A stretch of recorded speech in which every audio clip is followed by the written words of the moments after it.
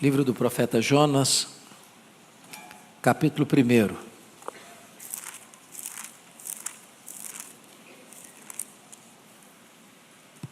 Versos de 1 a 5. Jonas, capítulo 1, versos de 1 a 5.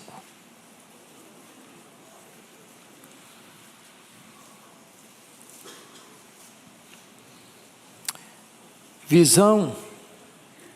Veio a palavra do Senhor a Jonas, filho de Amitai, dizendo: Dispõe-te, vai à grande cidade de Nínive e clama contra ela, porque a sua malícia subiu até mim.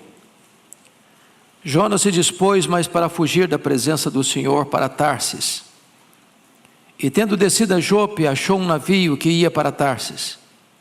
Pagou, pois, a sua passagem e embarcou nele, para ir com eles para Tarsis, para longe da presença do Senhor. Mas o Senhor lançou sobre o mar um forte vento, e fez-se no mar uma grande tempestade. E o navio estava a ponto de se despedaçar. Então os marinheiros, cheios de medo, clamavam cada um ao seu Deus, e lançavam ao mar a carga que estava no navio, para o aliviarem do peso dela. Jonas, porém, havia descido ao porão e se deitado, e dormia profundamente. Vamos ler agora, por gentileza, em Atos dos Apóstolos, capítulo 27. Atos 27.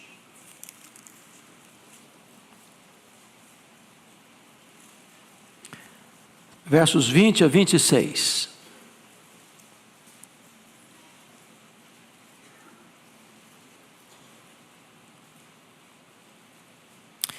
E não aparecendo havia já alguns dias, nem sol, nem estrelas, caindo sobre nós grande tempestade, dissipou-se afinal toda a esperança de salvamento.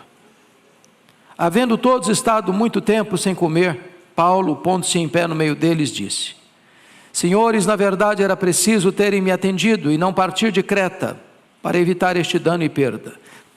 Mas já agora vos aconselho bom ânimo, porque nenhuma vida se perderá de entre nós, ou de entre vós, mas somente o navio.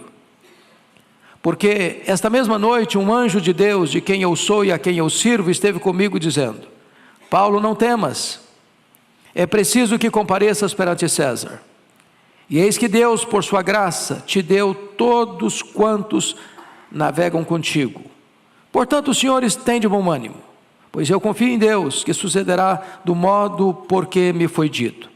Porém, é necessário que vamos dar a uma ilha. Eu quero meditar com os irmãos sobre o tema uma vida com propósito. Uma vida com propósito. Estamos aqui diante de dois homens, Jonas e Paulo. Jonas é um profeta, Paulo é um apóstolo. Ambos foram vocacionados por Deus. Ambos foram enviados por Deus. Ambos pregaram a grandes multidões. Ambos enfrentaram tempestades, mares revoltos. Ambos viram conversões abundantes e extraordinárias. Mas eles eram tão diferentes. E por que eram tão diferentes? Por que gente que crê em Deus e faz a obra de Deus tem posturas e atitudes tão distintas? Jonas provoca a tempestade. Paulo acalma os corações aflitos na tempestade. O que distingue Jonas de Paulo é a sua teologia. Jonas entendia que Deus só amava os iguais e odiava os seus inimigos. Jonas não podia entender que Deus pudesse amar uma cidade tão má quanto Nínive, e que era uma ameaça para a sua nação. Jonas entendia que Deus só podia amar os judeus, os israelitas, e não aos outros povos. E Paulo entendia e por isso pregava o Evangelho por todos os rincões do império, porque compreendia que o Senhor Jesus Cristo havia vertido o seu sangue para comprar aqueles que procedem de toda tribo, raça, povo, língua e nação. Então eu gostaria aqui de fazer uma espécie de comparação e até mesmo contraste entre Jonas e Paulo. Em primeiro lugar, Jonas não consegue amar os diferentes, ele só consegue amar os iguais. Parece-nos que esse é um problema ainda hoje, bem presente no nosso próprio coração. Nós queremos que Deus nos ame, mas nós queremos também que Deus seja inimigo dos nossos inimigos.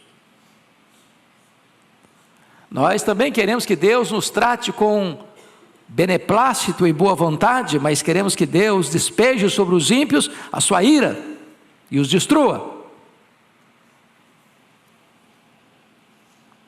Nós não temos a postura de amar até os nossos inimigos.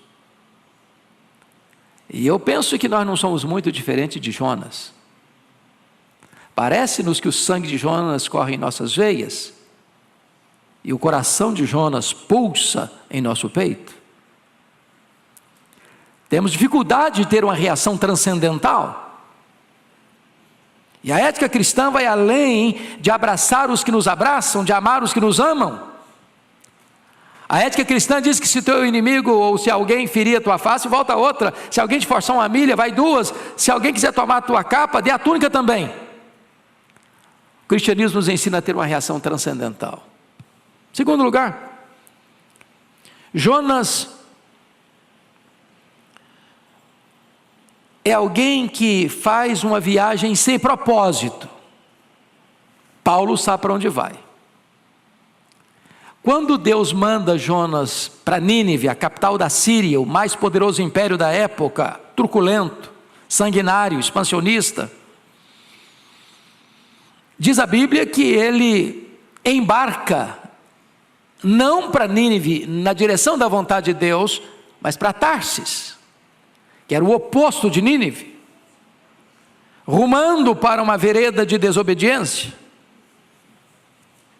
É aquele homem que quer fugir de Deus, que quer tomar uma estrada que se afasta ainda mais de Deus. Mas se você perguntar, Paulo, para onde você está indo? Eu estou indo para Roma.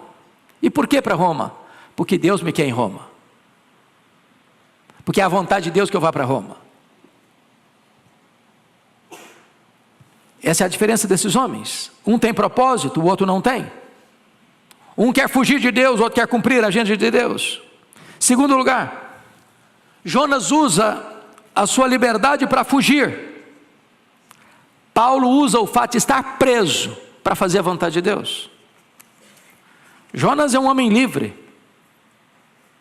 E ele quer afastar-se da agenda de Deus.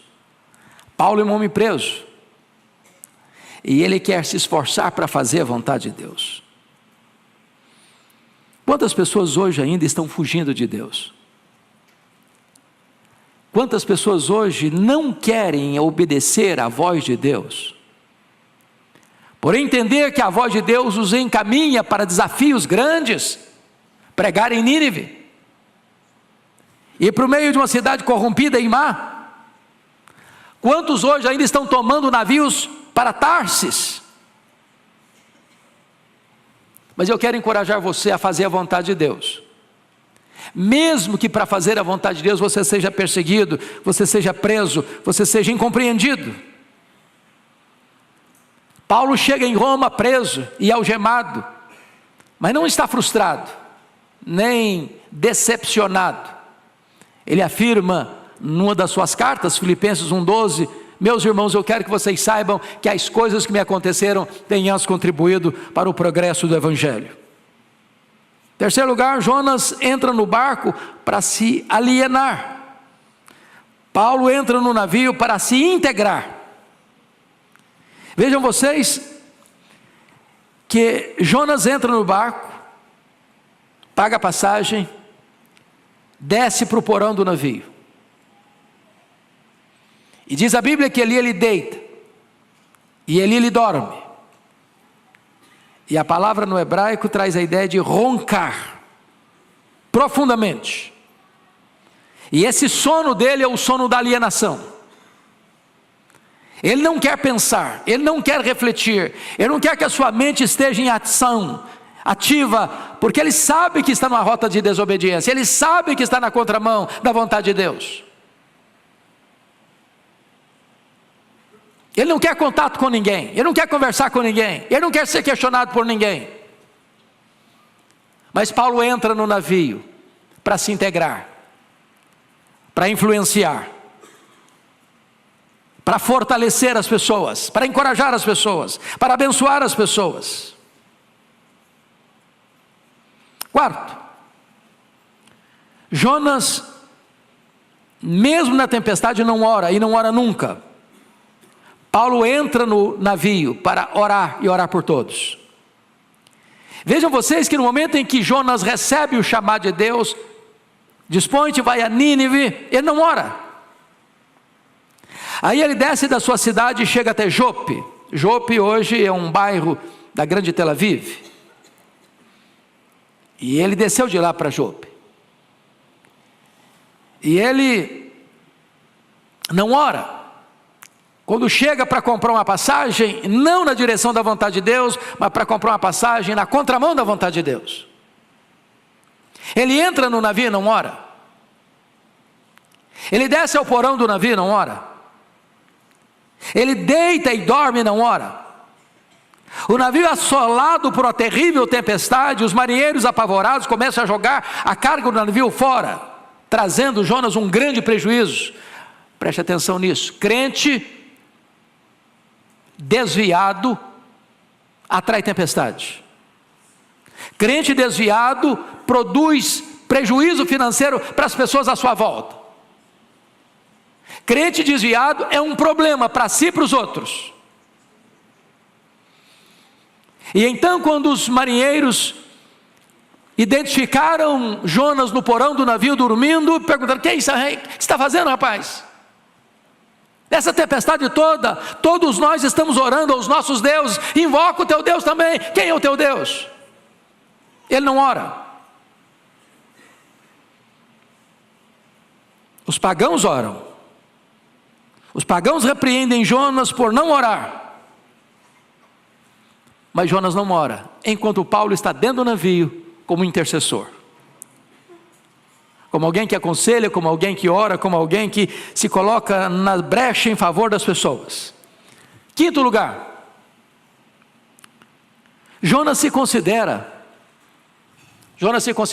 a causa da tragédia, a causa da tempestade.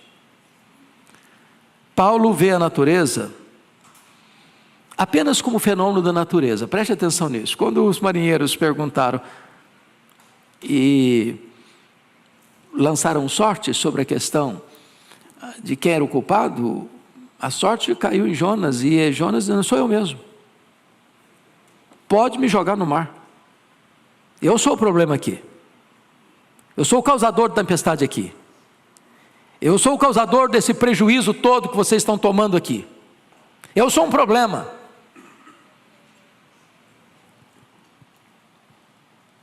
A tempestade veio por minha causa. O mar não está agitado apenas porque o mar está agitado. Não foi Deus quem provocou essa tempestade. E Deus provocou essa tempestade para me punir, porque eu estou em desobediência.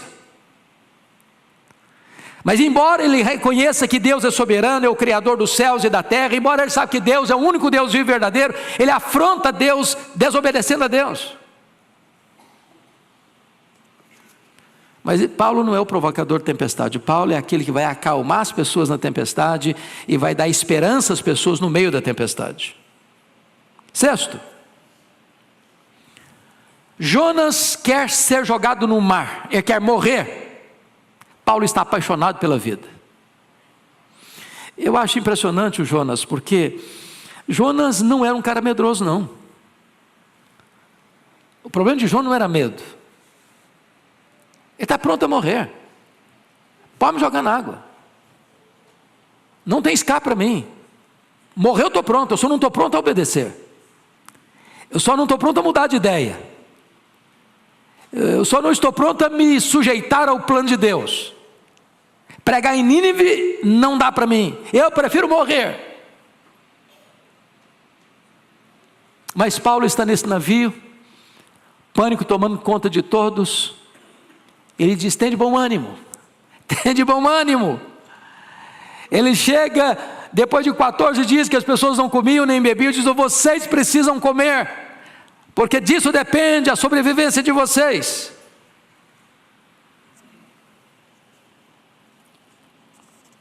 Notem mais. 7º lugar, Jonas perde o respeito de todos, Paulo conquista o respeito de todos. Jonas não é só um problema. Ele poderia ter dito para aqueles marinheiros: ora, eu sou um profeta, eu sou um homem de Deus, eu tive um momento de loucura e por um momento eu quis me insurgir contra o meu Deus, e eu sei que não dá para entrar numa luta contra Deus, numa quebra de braço e ganhar de Deus. Então eu quero dizer para vocês que eu estou muito arrependido, e eu vou a partir de agora me alinhar com a vontade de Deus. Quem sabe Deus tenha misericórdia de nós, quem sabe Deus acalma essa tempestade. Não, ele está pronto a morrer, mas não está pronto a obedecer, e com isso ele perde o respeito de todos. Mas o anjo de Deus aparece para Paulo lá no navio, depois de uma borrasca, de uma tempestade terrível e de um naufrágio certo. O anjo disse: coragem, Paulo, eu entreguei todas essas pessoas nas suas mãos. Tinham 276 pessoas no navio onde Paulo estava. Entreguei todas essas pessoas nas suas mãos, ninguém vai morrer. Paulo ganha a admiração de todos, o respeito de todos, enquanto Jonas perde o respeito de todos. 8º, Jonas é vomitado no mar, e em Nínive prega com raiva, enquanto Paulo chega em Malta e abençoa toda a ilha de Malta. Preste atenção nisso. O Jonas, depois de ter sido engolido pelo grande peixe, é o primeiro habitante do mundo a andar de submarino. E eu imagino que ele deve ter sido vomitado na praia de Nínive com um cheiro muito horrível. E ele percorre a cidade e prega um sermão medíocre, sem qualquer esperança. E o sermão dele é: dentro de 40 dias Nínive será subvertida. E repete a exaustão o mesmo sermão medíocre, com raiva. O que ele espera? Ele espera que Nínive seja subvertida mesmo. Ele espera que Deus desça fogo do céu para queimar os ninivitas. Ele não espera nenhuma conversão. Mas é tão curioso, irmãos, que Deus é soberano, e Deus age com o homem ou apesar do homem. E o sermão mais medíocre da história, pregado por um pregador desobediente e com raiva, vai produzir o maior e mais extraordinário resultado da história. A cidade inteira é convertida, do rei às crianças. Mas Paulo chega na ilha de Malta, e ele ora pelo pai do prefeito da cidade, e ele é curado. Os enfermos vêm e ele ora por eles, eles são curados. E Paulo ali testemunha a bondade e a graça de Deus naquela ilha. 9º lugar, Jonas quase se envenena de ódio por causa de uma planta. Paulo é mordido por uma cobra e não fica nem um pouquinho envenenado por isso. A Bíblia diz no capítulo 4 que o Jonas, terminadas as suas pregações em Nínive, ele vai para um mirante da cidade, possivelmente, e fica observando, aguardando o fogo descer, o juízo chegar. E enquanto aguarda, Deus faz uma planta crescer, cobre-o com a sombra refrescante, e ele se alegra demais. Aí Deus manda um verme que vai lá e corta a planta seca, e ele ficou muito irritado. Irritado a ponto de desejar a própria morte. E reclamou de Deus. O senhor está vendo aí por que eu não queria ir? Por que eu não queria ir para Nínive? É porque eu sabia que o senhor tem um coração mole. Eu sabia que o senhor iria salvar aquele povo. Como o senhor salvou? E Deus pergunta: é razoável a tua ira, Jonas? Por uma planta que você não plantou, não cuidou e secou, você está com raiva por causa dessa planta? E não teria eu misericórdia de uma cidade que tem 120 mil pessoas que não sabem discernir entre a mão direita e a mão esquerda? É razoável, Jonas, a tua ira? Ele diz: é razoável até a morte. Ela está com raiva de Deus. Paulo é picado por uma cobra em Malta e não está com raiva de Deus. Depois de uma tempestade, ele joga a cobra no fogo e Deus o livra do veneno. E aquilo se torna mais um testemunho para Paulo compartilhar o evangelho na ilha de Malta. 10º lugar, Jonas considera os ninivitas uns bárbaros. Paulo considera os bárbaros alvos do grande amor de Deus e da bondade de Deus. Uma coisa é amar a pregação, outra coisa bem diferente é amar as pessoas para quem você prega.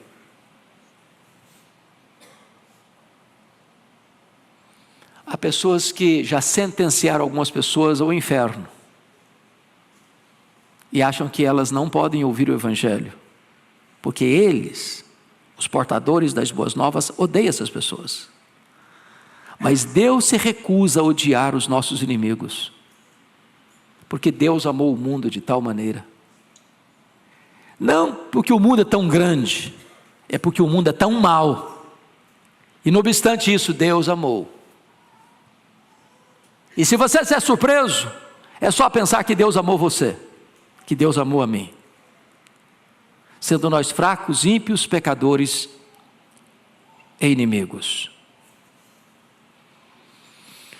Eu queria agora que você pudesse pensar comigo, indo para a conclusão dessa mensagem, observando um pouco mais a postura do apóstolo Paulo, diferente de Jonas. Agora vamos lá para Atos 27, por gentileza, porque eu quero destacar alguns pontos aí. Em primeiro lugar, o bom senso realista do apóstolo Paulo, capítulo 27, versos 9 a 11. Você pode ler comigo Atos 27, 9 a 11? Toda a igreja comigo, por favor? Vamos juntos. Depois de muito tempo, tendo se tornado a navegação perigosa, e já passado o tempo do dia do jejum, admoestava-os Paulo, dizendo-lhes: senhores, vejo que a viagem vai ser trabalhosa, com dano e muito prejuízo, não só da carga e do navio, mas também da nossa vida. Mas o centurião dava mais crédito ao piloto e ao mestre do navio do que ao que Paulo dizia. Veja você que Paulo é um homem que tem senso de realidade.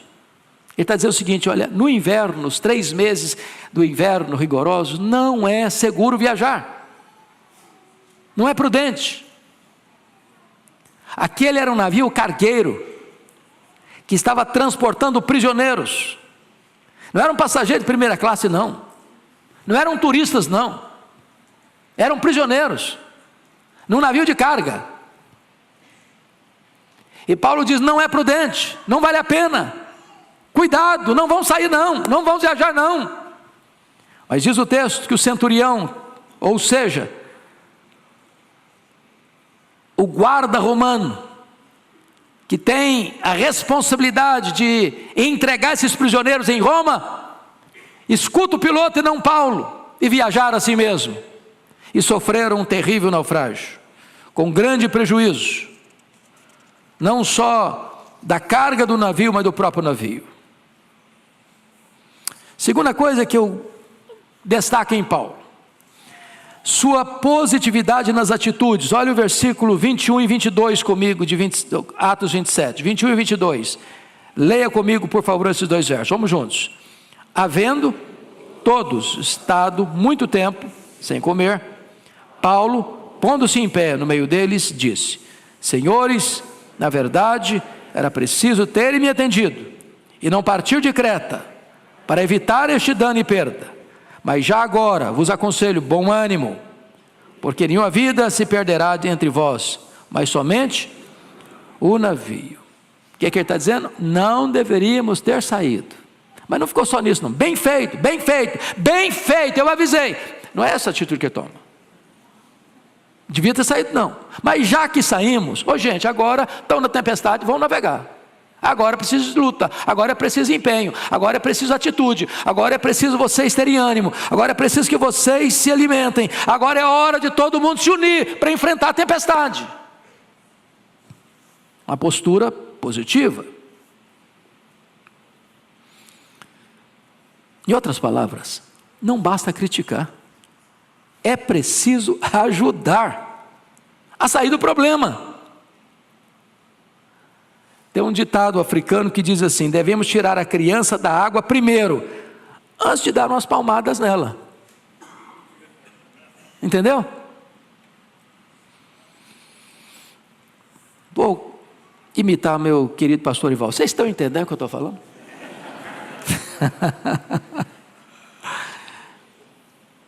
Terceiro lugar, seu senso de valor. Olha comigo de novo o versículo 22, a parte B. Porque nenhuma vida se perderá de entre vós, mas somente o navio. O que Paulo está dizendo aqui? Gente vale mais do que coisas. Nós estamos vivendo uma geração que inverteu isso, onde coisas valem mais do que gente. Quais são os nossos valores? Quarto, seu senso de praticidade. Olha comigo os versos 30 a 32. Por favor, leia comigo esses 3 versos, 30 a 32. Vamos juntos. Procurando os marinheiros fugir do navio, e tendo arriado o bote no mar, a pretexto de que estavam para largar âncoras da proa, disse Paulo ao centurião e aos soldados: se estes não permanecerem a bordo, vós não podereis salvar-vos. Então os soldados cortaram os cabos do bote e deixaram afastar-se.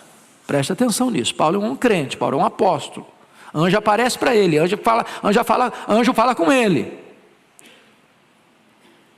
Mas ele entende uma coisa: quem entende de navio, e sobretudo numa tempestade, é marinheiro.